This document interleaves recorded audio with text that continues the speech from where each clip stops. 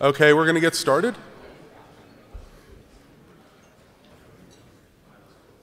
So, welcome to NANOG 65, our largest meeting in Canada ever. So, 912 people registered so far.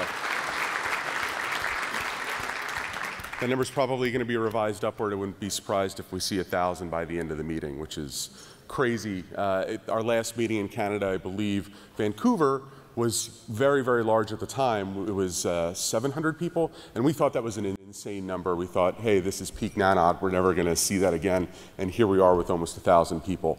So welcome, and that's because of all the people here in the room. So I'm Dave Temkin. I'm the vice chair of the NANOG Board of Directors. Dan Golding had an urgent work commitment, so unfortunately you're stuck with me for about 3 minutes, so I hope I can keep you entertained. Really quick, we're going to go through the host and the connectivity sponsors. The PC will introduce the program. So, what makes us different? We have a lot of discussions at the board about what makes NANOG different, and we engage the community to understand that. One of the biggest things is our membership and community engagement. If you look at other conferences, not the regional ones like RIPE, which is very similar to NANOG, but a lot of the other technical conferences, they're either vendor specific or they're put on by a commercial entity that's job is to make profit off of a conference. That's not NANOG, right? We're here, we're a community that's here to share information, to socialize, to make the internet better. We closely watch the attendee demographics to better understand trends and figure out how to get new people here, and we'll talk about that as far as supporting new operators. So recently we implemented the college immersion program. We have 22 students from 3 educational institutions here. If you're in the room, could you raise your hand? They all clustered together over there. I see a couple over there in the back, but thank you.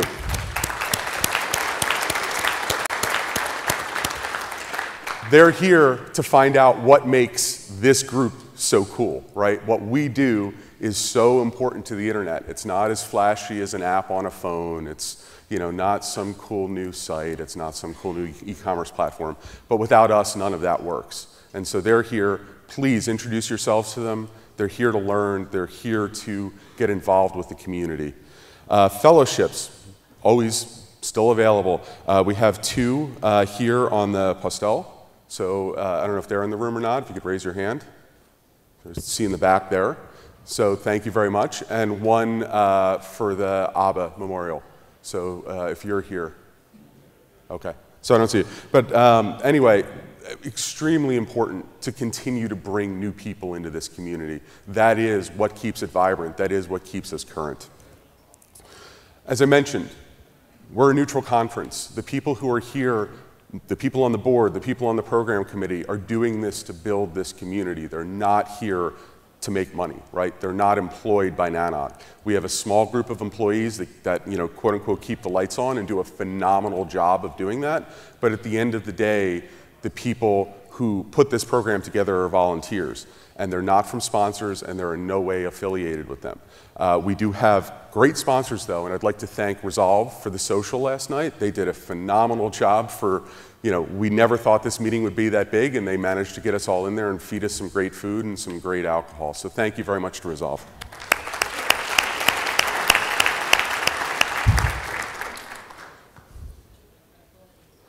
So, there's nothing crazy here for those of you who have been here before. General session in this room, tracks, some in this room, some in other rooms. You'll see that on the agenda. I highly recommend, if you haven't, downloading the Guidebook app for your phone that has the most current agenda information. Again, it's called Guidebook, and you just search for NANOG 65 in there. It's my go-to. It's why we stopped distributing printed agendas. Tutorials, again, people here giving their time to help everyone in the room learn. Lunch today, tomorrow. If you're a newcomer, you received an invitation to the newcomers' lunch. If not, there'll be lunch right outside here. Beer and Gears Tuesday night, and there's a social event every night this week. So thanks again to those sponsors. Survey feedback, real quick. You get this plugged every time. Those of you who have not been here before should know. We read these. We read every single one, and we use it to improve the program. And you'll find from simple things like the fact that everyone up here is now sitting in a comfy chair instead of in front of a table. These are suggestions that we take from the community and we implement them when they make sense. And so thank you, and please, please do fill them out. Elections. You had to have been a member as of 12 o'clock Eastern time on Friday.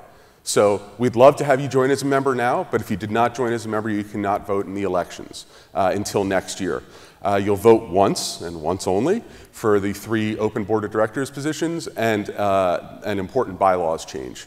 Relatively procedural, but important for the future of NANOG. There'll be candidate introductions at 2 o'clock today. Voting began at 8 a.m. and will close Wednesday at noon, and the results will be announced Wednesday at 5:30 p.m. Again, key to the future of NANOG, please get out and vote. 287 newcomers. That is crazy. And you can see 268 members are attending here out of 893. That number is a few hours old. So when I looked about an hour ago, we were at 912. I'm guessing we're about 940 or so. And of course, thanks very much to our host connectivity and premium sponsors. We'll hear from a couple of them shortly. So with that, I'd like to introduce Chris Tacit and Bill Sandiford from TorIX, who are our gracious hosts here in Montreal. Thank you.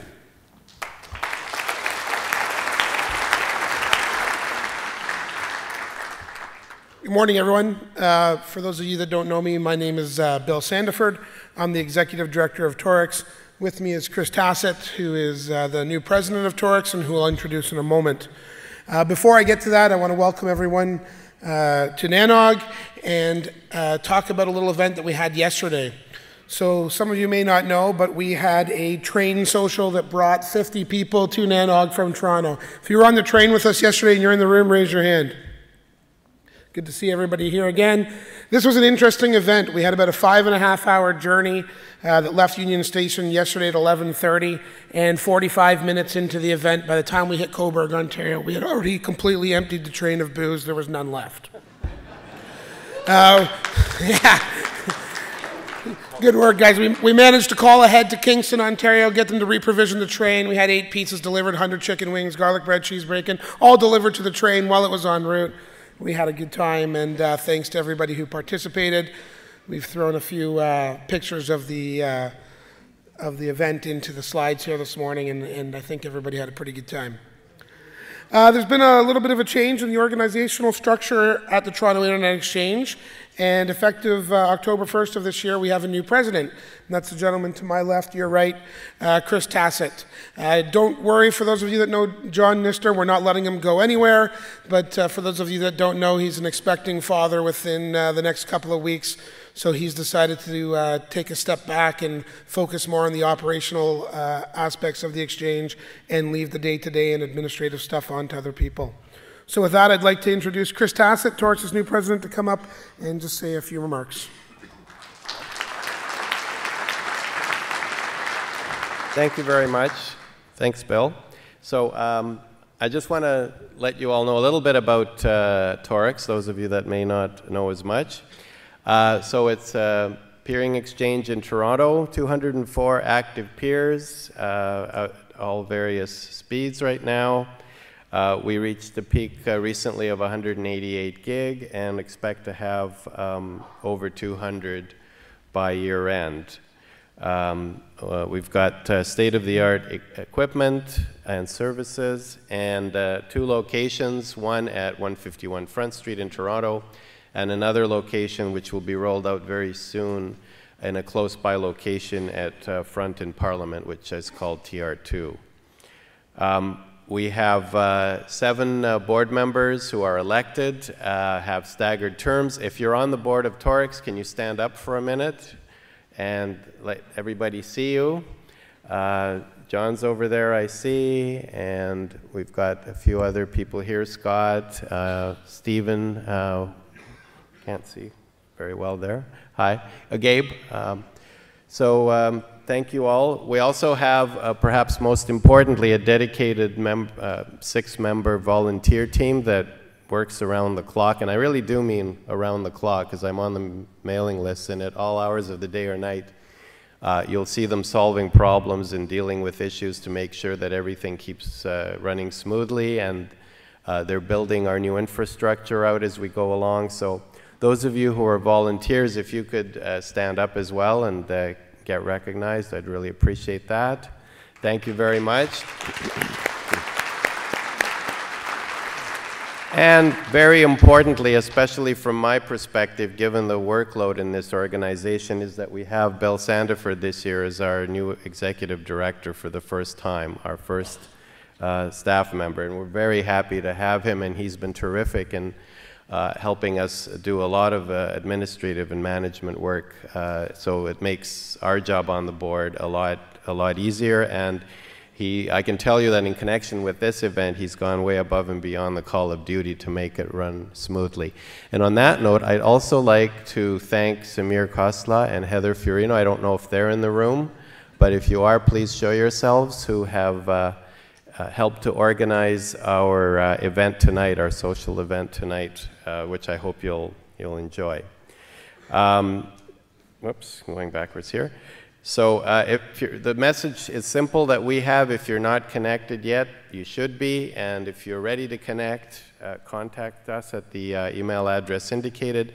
If you need other information, feel free to contact me, or you can reach out to Bill or John, and we'd be happy to assist you in whatever way we can. So I hope you have an enjoyable and productive event, and we hope to see you tonight at the social, which we're co-sponsoring along with .ca and Kix. So thank you all very much, and have a great time. Thank you very much. Thank you so much. And next, I'd like to introduce Clinton Work from TELUS, who is one of the NANOG 65 connectivity co-sponsors. Thank you. Bonjour and welcome to Montreal, Canada. TELUS is very pleased to be a connectivity sponsor for this NANOG meeting. TELUS in the past has sponsored other NANOG and IETF meetings, and we hope to do that in the future as well. A little information about the TELUS network, if you don't know. TELUS provides 1.5 million internet services to customers, as well as 958,000 IPTV, mainly between BC, Alberta, and Eastern Quebec. TELUS also has over 8 million wireless subscribers using our HSPA and LTE network across Canada.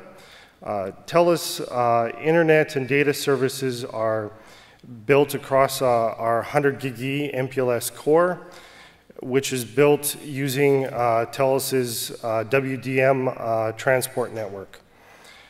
AS852 implements most of our internet peering in the Seattle Weston, Chicago Equinix, and 2 locations in New York, 60 Hudson, as well as 111 8th Avenue. TELUS has been in the news recently. Back in June, we announced that we're going to be deploying fiber to 300,000 homes and businesses in Edmonton, Alberta, using GPON technology. And this past Friday, we also announced that we are going to be deploying fiber to our internet customers in Vancouver as well. A few details here about the connectivity we're providing to NANOG. We've deployed a standard business internet Gig E service over dark fiber. TELUS put a EX3300 DMARC switch in the telco room of the Fairmont Queen Elizabeth that's connected over dark fiber back to our 7750 RE router in our Montreal POP. And there's a dual stack BGP session running from our AS852 backbone to the NANOG ASR router here in the building. The last thing I'd like to TELUS is also in the process of rolling out IPv6 dual stack connectivity to our internet customers. This is rather timely given that Aaron is now out of IPv4 address space. As a result of this deployment, Canadian IPv6 usage has increased from 0.5% to over 1.6% at the start of October here. And we're really hoping to see this increase considerably over the next several months as we finish our IPv6 rollout between Alberta and British Columbia. Thank you very much, and enjoy the meeting.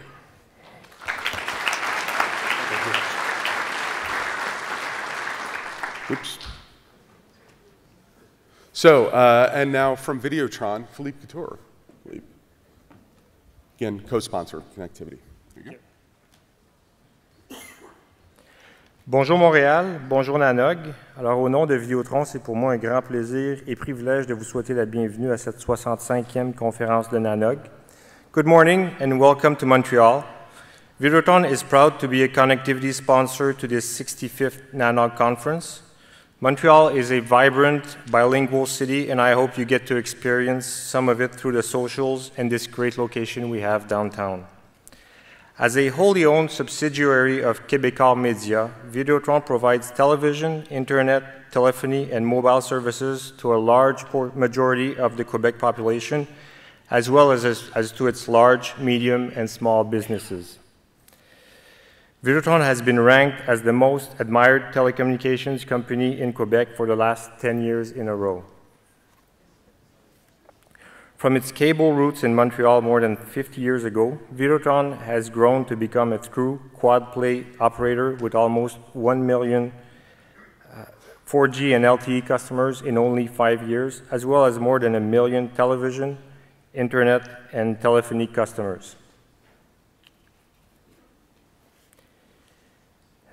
This week's internet access is provided by our Videotron Business Solutions division, which provides a wide range of telecommunications services for large, medium, and small businesses. Both our business and residential Videotron services operate on a state-of-the-art 100 gig IP backbone that extends to the rest of Canada and the United States. Thank you and enjoy your time in Montreal.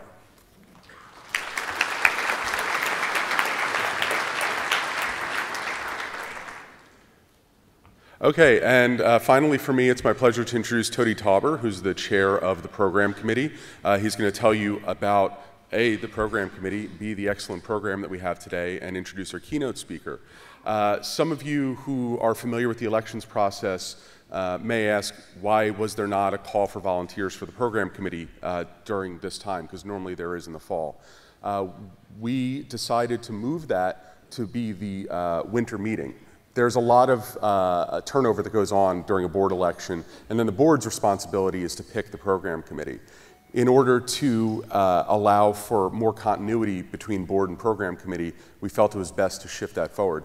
That said, we really want people to volunteer. Now is the time to start stepping up and saying, hey, I would like to know more about the program committee, and I'd love to volunteer for it. We need help. This is how this program comes together, not just what's in this room, but what's all around you for the next 3 days. So there's information on the elections website. Feel free to approach me, anyone else on the board, anyone on the program committee to learn more. Thanks. And with that, Tony.